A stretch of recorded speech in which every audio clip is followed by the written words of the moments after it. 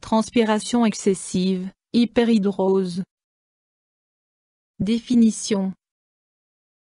On dit hyperhidrose lorsque la sécrétion de sueur par les glandes sudorales est nettement supérieure à la normale. En Suisse, environ 2-4% de la population en est atteinte. L'hyperhidrose peut également être une manifestation associée à de nombreuses maladies ou à des troubles du système nerveux. On distingue l'hyperhidrose primaire et l'hyperhidrose secondaire.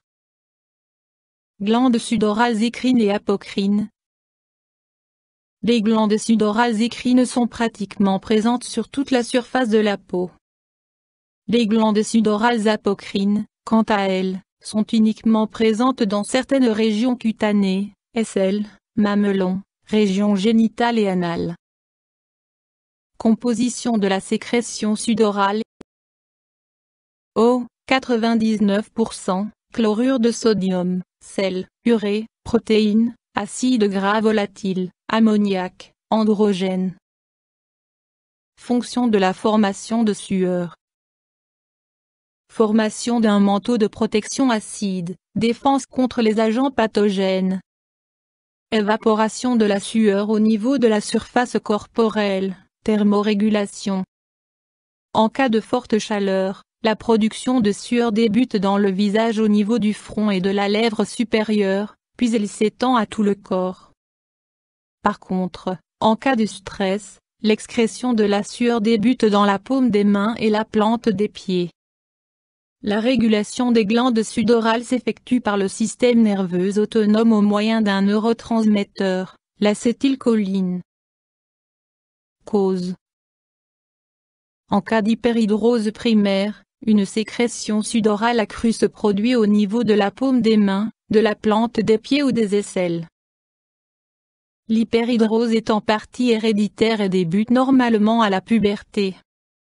Des stimuli émotionnels et la chaleur peuvent déclencher une production accrue de sueur. L'hyperhidrose secondaire se manifeste généralement par une transpiration excessive sur tout le corps. Elle peut être la conséquence de maladies endocriniennes comme l'hyperthyroïdie, le diabète sucré ou les troubles hormonaux, mais peut également résulter de la prise de certains médicaments, bêta-bloquants, antidépresseurs. Une forme spécifique d'hyperhidrose est déclenchée par la consommation de certains aliments comme les épices fortes, le café, le chocolat ou le beurre de cacahuète. Troubles, symptômes. En cas d'hyperhidrose primaire, une sécrétion sudorale accrue se produit au niveau de la paume des mains, de la plante des pieds ou des aisselles. L'hyperhidrose est en partie héréditaire et débute normalement à la puberté. Des stimuli émotionnels et la chaleur peuvent déclencher une production accrue de sueur. L'hyperhidrose secondaire se manifeste généralement par une transpiration excessive sur tout le corps. Elle peut être la conséquence de maladies endocriniennes comme l'hyperthyroïdie, le diabète sucré ou les troubles hormonaux, mais peut également résulter de la prise de certains médicaments, bêta-bloquants, antidépresseurs. Une forme spécifique d'hyperhidrose est déclenchée par la consommation de certains aliments comme les épices fortes, le café, le chocolat ou le beurre de cacahuète. Options thérapeutiques. Une hyperhidrose généralisée se manifestant sur tout le corps doit faire l'objet d'une consultation médicale pour éventuellement détecter la maladie sous-jacente ou identifier les médicaments en cause. Différentes options sont disponibles pour traiter l'hyperhidrose localisée. Tout d'abord, l'application locale de préparation à base de sel d'aluminium sur les mains et les pieds est indiquée. L'ionophorèse, bain avec du courant continu, peut être pratiqué en complément. Depuis peu, l'hyperhidrose localisée peut être traitée sur le long terme par des injections locales de toxine botulique A. Les interventions chirurgicales fournissent de bons résultats sur le long terme. Sel d'aluminium. Le chlorure d'aluminium produit une contraction du canal excréteur des glandes sudorales. Il engendre une atrophie passagère du tissu des glandes sudorales écrines. Son action dure environ 3-4 semaines. En cas d'hyperhidrose importante, il est recommandé d'utiliser une solution de chlorure d'aluminium à 10-25%. Ces préparations devraient être appliquées le soir. Elles doivent être employées quotidiennement au début et l'application doit être poursuivie jusqu'à ce que la transpiration se normalise.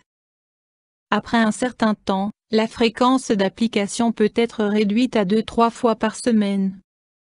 Les sels d'aluminium ne provoquent généralement pas d'eczéma allergique de contact et sont également indiqués pour les personnes très sensibles. Ionophorèse. Pour traiter l'hyperhidrose, un courant continu, 15-20 ma, est conduit, au moyen de bains d'eau, à travers les 2 mains, les aisselles ou les pieds. Après 5-10 séances, chaque séance dure 20-30 minutes, une anhydrose, réduction de la sécrétion sudorale, qui dure des jours voire des mois, est obtenue. Le traitement doit être répété à intervalles réguliers. Toxine botulique A. Cette neurotoxine est très efficace. Elle inhibe la libération d'acétylcholine et bloque sélectivement la transmission des influx nerveux. Il en résulte une réduction de la sécrétion sudorale. La toxine botulique est administrée par injection. Le traitement des aisselles ainsi que de certaines zones localisées du visage ou du tronc ne pose aucun problème. Les injections dans la main ou les pieds sont très douloureuses et nécessitent une anesthésie locale préalable. La réduction de la sécrétion sudorale peut durer jusqu'à 1 an et demi. En raison de la toxicité du médicament, le traitement doit être effectué par un médecin expérimenté dans la manipulation de la toxine. Chirurgie. Depuis la disponibilité de la toxine botulique A, les interventions chirurgicales ne présentent plus de grand intérêt. Ces opérations consistent à resséquer les zones de sécrétion sudorale les plus actives ou les fibres nerveuses qui influencent la sécrétion sudorale. Traitement médicamenteux. Chez les patients atteints d'états anxieux associés à de l'hyperhidrose, l'administration de sédatifs, benzodiazépines, de préparation à base de belladone et d'anticholinergiques est indiquée. Les anticholinergiques peuvent avoir des effets indésirables importants comme sécheresse buccale, troubles de l'accommodation, aptitude d'ajuster de la puissance oculaire pour voir de près et de loin, tachycardie ainsi que troubles gastro-intestinaux et vésicaux. YouTube Dr Alabé